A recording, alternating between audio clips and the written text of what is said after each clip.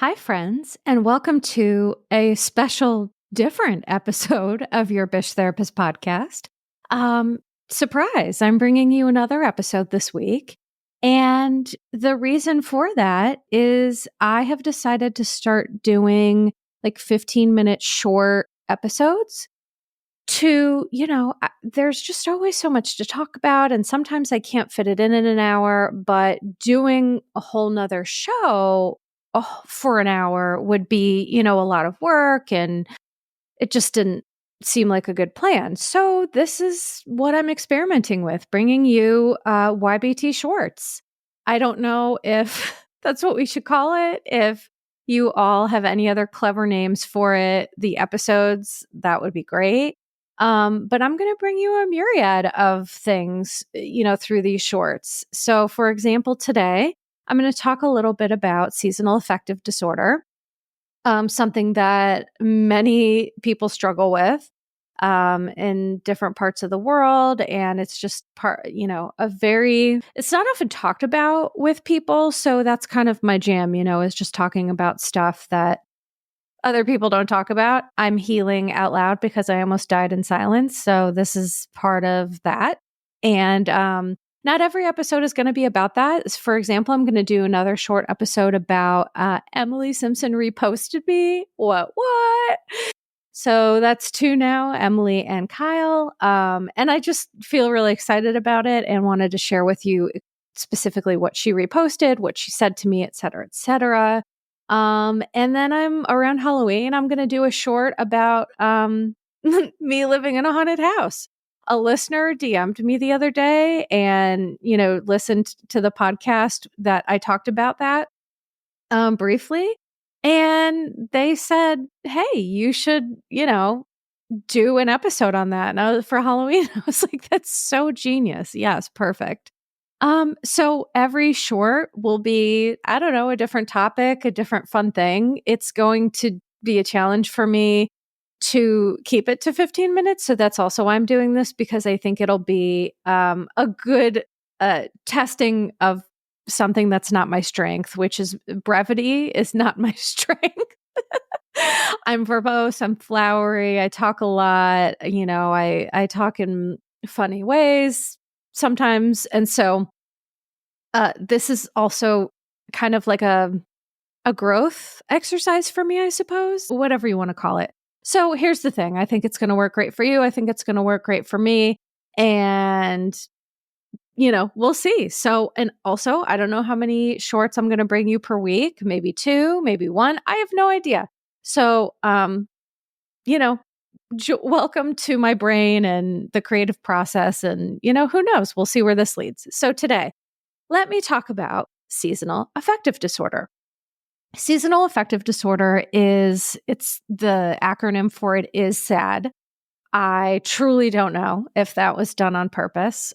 Because again, one of the things with these shorts is this is going to be me talking more off the cuff. This is not going to be, normally if I was doing a podcast on this, I'd have the statistics and the studies and blah, blah, blah. So I don't have that. This is just me talking about something that I've treated and also I struggle with.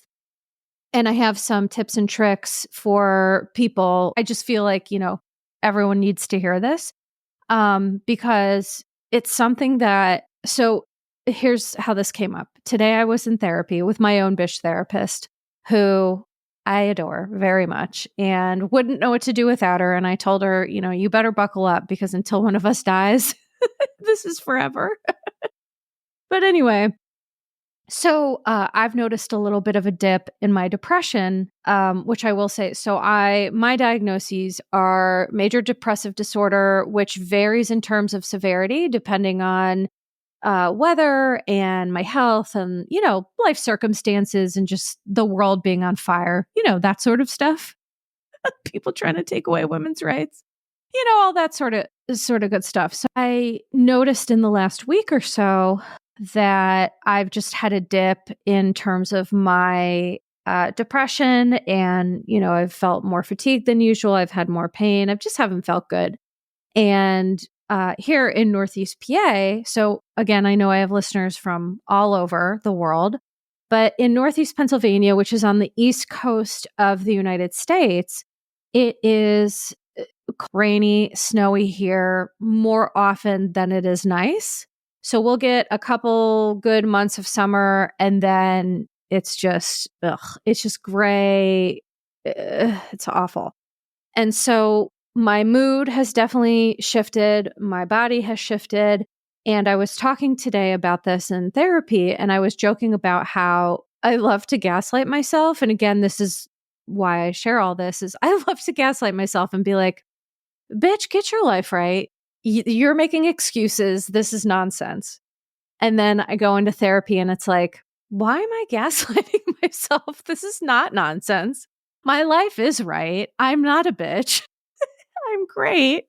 So let's just talk to ourselves nicely. And so my therapist and I had a giggle about that.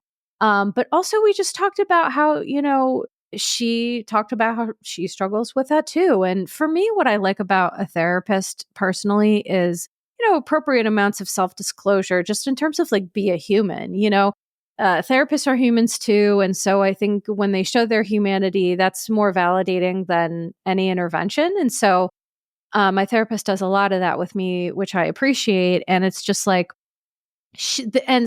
but here's my point. Through being open and honest with her and going through the process of like me gaslighting myself. And then we actually did have this great conversation about seasonal affective disorder. She had read a couple studies recently, research studies and some other things. And she actually had some suggestions. And so I thought, well, gee, that's great. Let me bring those suggestions to you. Some of them I knew, some of them I didn't.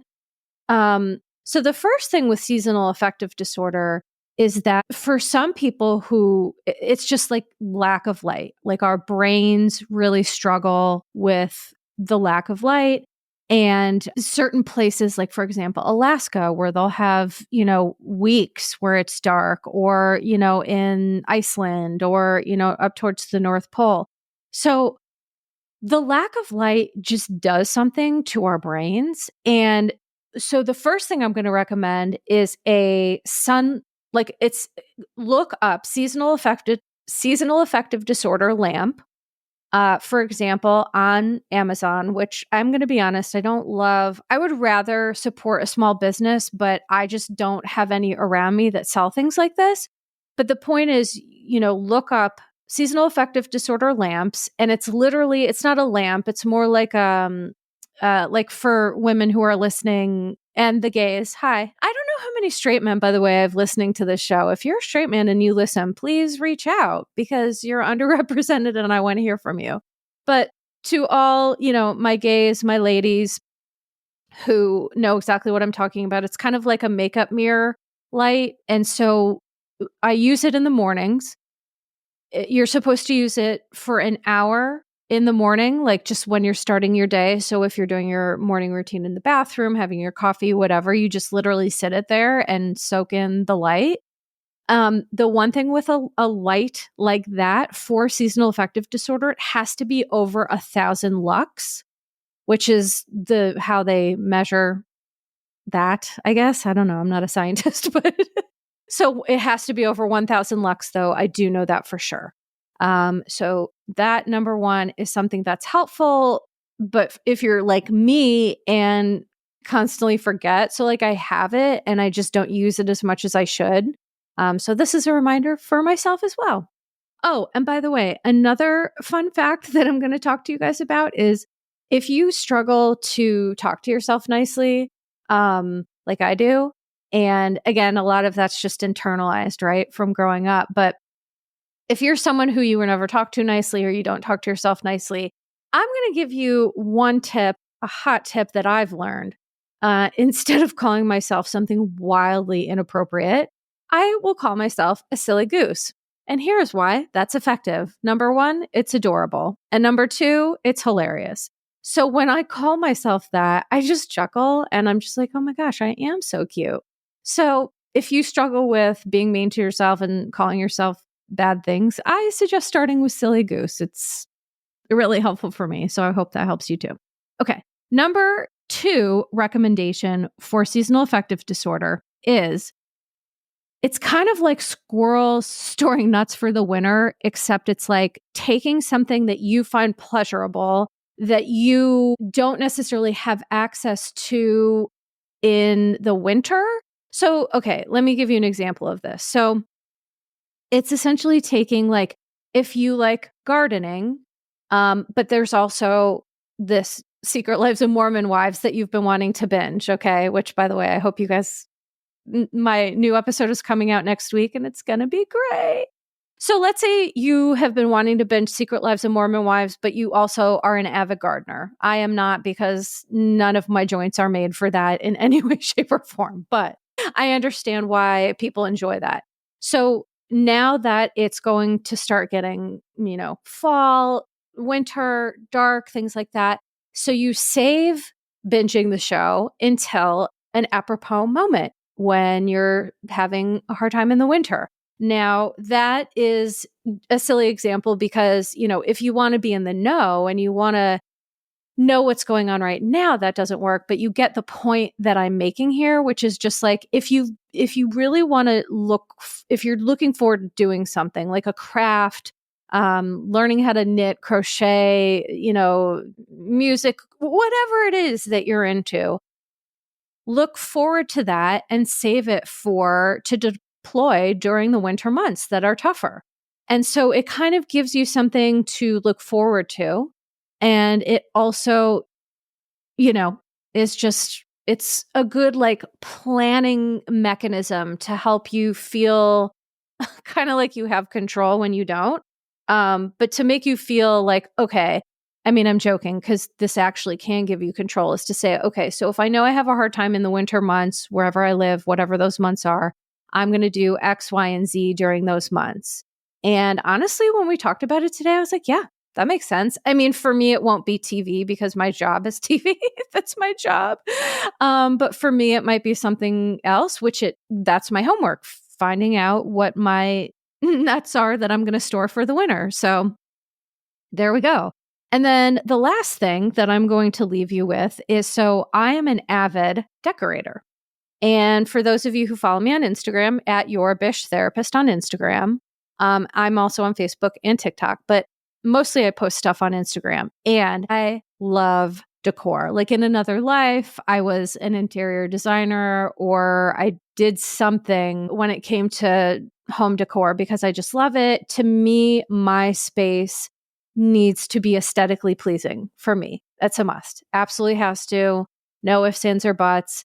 And, I'm fortunate financially because, right, that's a privilege to be able to just like buy extra stuff I don't need to decorate. And so my last suggestion is for people who really like decor and that makes them happy around their house, is after the holidays are over, whether you celebrate Christmas, Hanukkah, whatever it is that you celebrate, and you decorate for it, and then like you take it down in January, or whenever you're taking it down, leave stuff up.